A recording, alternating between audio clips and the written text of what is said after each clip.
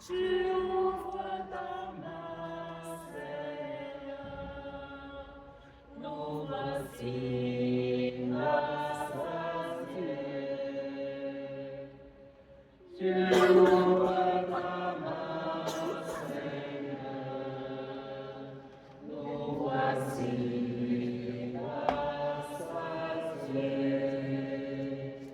Le Seigneur est notre serviteur, dans la colère et dans l'amour.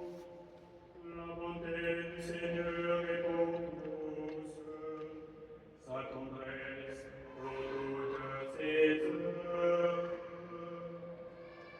Tu ouvres ta main, Seigneur, nous voici rassasiés.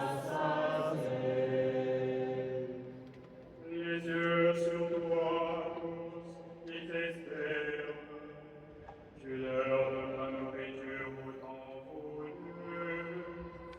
Tu ouvres ta main, tu rassasies avec bonté tous ceux qui vivent.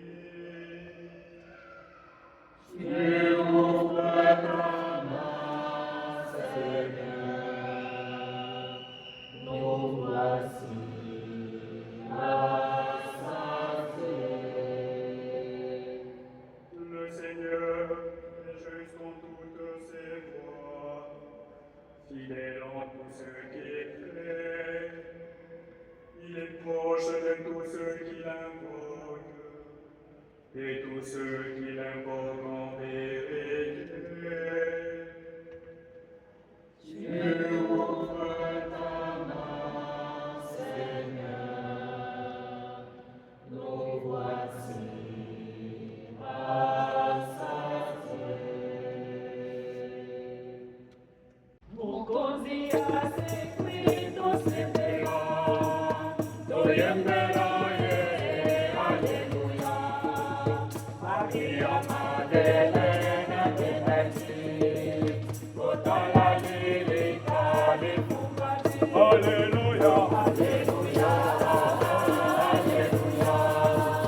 Alleluia, Alleluia, Alléluia, Alleluia, Alleluia, Alleluia, Alleluia. On ne vit pas seulement de pain, mais de toute parole qui sort de la bouche de Dieu. Alléluia, Alléluia, Alléluia, Alléluia, Alléluia, Alléluia, Alléluia, Alléluia, Alléluia. Le Seigneur soit avec vous. et avec votre esprit. Évangile de Jésus-Christ selon saint Matthieu. Gloire à toi, Seigneur. Cet évangile de la multiplication va évidemment nous faire penser à l'Eucharistie, au mystère de l'Eucharistie, au mystère pascal. Et je voudrais m'arrêter sur un autre détail, sur un détail. La discussion dans cet évangile commence par un ordre. Renvoie donc la foule qu'ils aillent dans les villages s'acheter de la nourriture. Ce sont les disciples donne un ordre à Jésus. Et Jésus n'exécute pas l'ordre, mais répond lui-même par un ordre. Donnez-leur vous-même à manger. Plus loin dans l'Évangile, on lit ceci, puis ordonnant à la foule de s'asseoir sur l'herbe. Et puis l'Évangile se termine, mais le verset qui suit tout de suite après dans Saint Matthieu, c'est celui-ci. Aussitôt Jésus obligea les disciples à monter dans la barque et à le précéder sur l'autre rive. Et j'ajoute à cela la première lecture où je ne vais pas compter les verbes, mais peut-être que 9 verbes sur 10 sont à l'impératif. Nous entendons des ordres Et cela met en avant un point qui est un point de salut, puisque toute action du Verbe incarné est une action de salut. Et si aujourd'hui le Christ donne des ordres, c'est que se joue dans l'ordre reçu et dans l'obéissance par laquelle nous répondons à l'ordre, se joue quelque chose de notre salut. Et en fait, c'est simple. Le mal, la mort, le péché a commencé par une désobéissance. Et c'est par l'obéissance au Père que le Christ redonne la vie au monde. Donc se joue aussi pour chacun d'entre nous, dans notre vie, quelque chose du salut, donc quelque chose de vital dans l'ordre reçu et l'obéissance qui est notre réponse. Alors pour nous c'est difficile. Nous autres, désolé, c'était difficile pour Adam. C'est difficile pour les hommes postmodernes que nous sommes, français, en plus de cela. Nous n'aimons pas trop recevoir des ordres et obéir.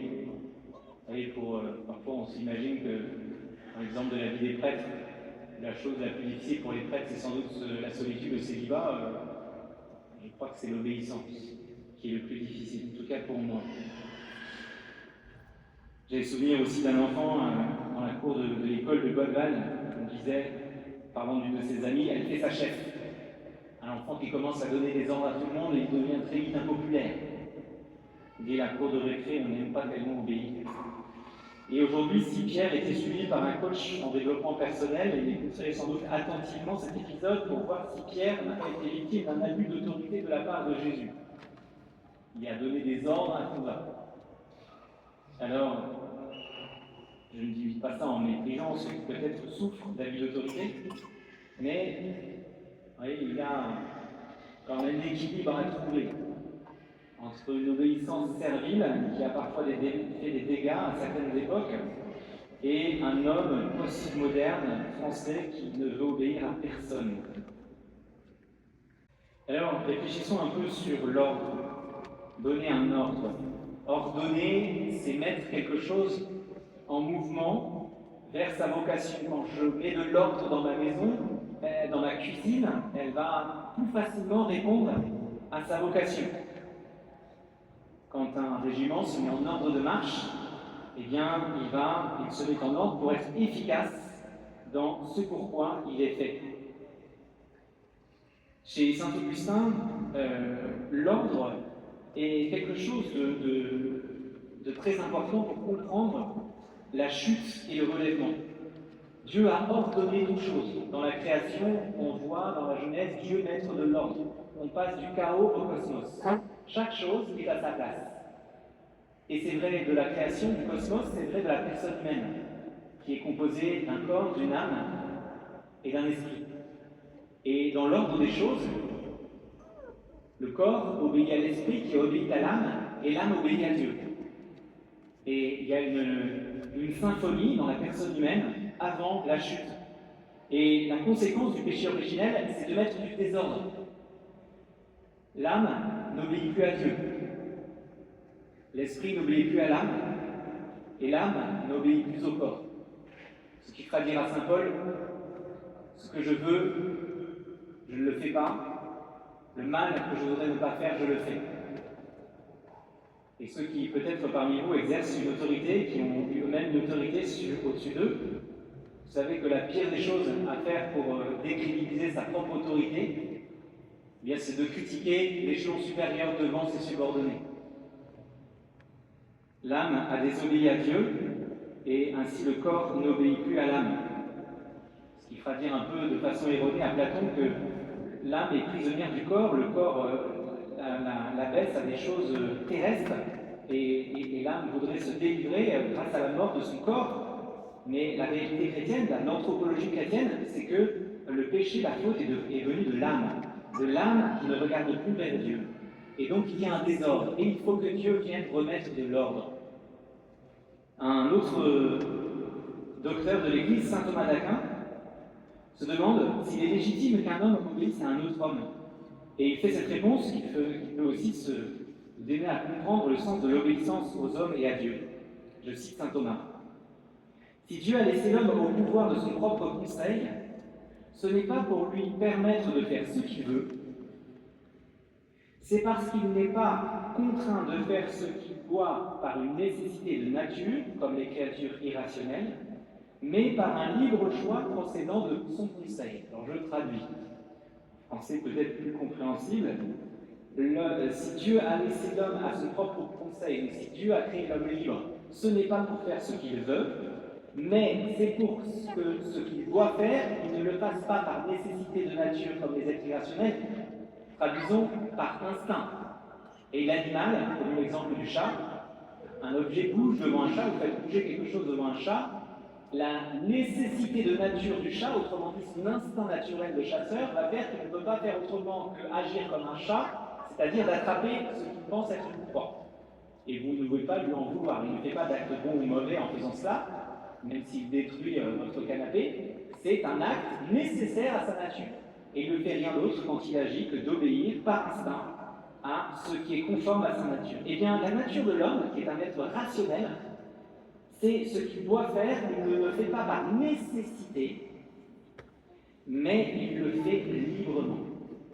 Ce qui ne veut pas dire qu'il ne doit pas le faire, mais il doit le faire librement en impliquant sa liberté, son conseil, c'est-à-dire en obéissant à ce que lui dicte le Seigneur. Et saint Thomas cite saint Grégoire, nous soumettre humblement à la voix d'un autre, c'est nous élever intérieurement au-dessus de nous-mêmes. Finalement, en obéissant même à un autre, nous accomplissons notre nature qui est de faire ce que nous devons faire librement. Alors, mais comment? Comment discerner le moment où nous devons obéir et le moment où il est légitime de ne pas obéir? Comment obéir à Dieu dans notre vie concrète? Comment obéir à Dieu, parfois à la volonté première de Dieu, ce qu'il nous demande, à ce que saint Thomas appellera la volonté seconde, comme par exemple, voilà, quand un évêque donne un ordre à un prêtre de son diocèse, c'est la volonté seconde de Dieu qui s'applique. Comment discerner l'obéissance? Obéissance qui veut dire écouter. Comment écouter? Il faut distinguer deux choses, l'obéissance extérieure et l'obéissance intérieure. L'obéissance extérieure, j'aime cette phrase de saint François de Sales, qui nous dit, retenez par cœur cette phrase, nous devons obéir à l'autorité légitime qui nous demande quelque chose de légitime. Nous devons obéir à l'autorité légitime qui me demande quelque chose de légitime. Si je suis salarié, j'ai un patron, donc c'est pour moi une autorité légitime. Et si mon patron me demande de partir en vacances en Auvergne plutôt qu'en Bretagne, il sort du légitime de ce qu'il a à me demander. Donc je n'ai pas à lui obéir sur quelque chose sur lequel il n'est pas légitime. Donc, autorité légitime qui me demande quelque chose de légitime. Ça, c'est l'obéissance extérieure.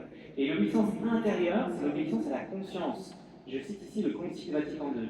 L'homme découvre en lui-même une loi qu'il ne s'est pas donnée à lui-même, mais à laquelle il doit obéir. Et dont la voix, qu'il appelle sans cesse à aimer et à faire le bien et à éviter le mal, résonne lorsqu'il le faut à l'oreille intérieure. Si je prends le temps, le détour d'écouter ma conscience me dit les choses.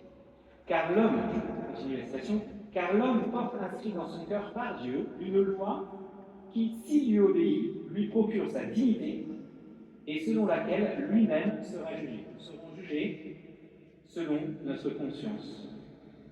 Nous avons donc à obéir à cette voix intérieure qui nous dit de faire le bien et d'éviter le mal et de le faire dans des choses concrètes. Alors oui, on pourrait se dire, parler d'obéissance, parler d'ordre reçu de Dieu, on s'éloigne de cet évangile qui nous parle de la nourriture, du pain, et pourtant non. Le Christ, au moment de la rencontre avec la Samaritaine dans l'évangile chapitre 4 de l'évangile de Saint Jean, lorsque, vous savez, ils ont fait une longue marche, ses disciples sont partis au supermarché acheter un peu de nourriture, et ils reviennent, et entre-temps Jésus a rencontré la Samaritaine, et il dira à ses disciples, ma nourriture est de faire la volonté de celui qui m'a envoyé.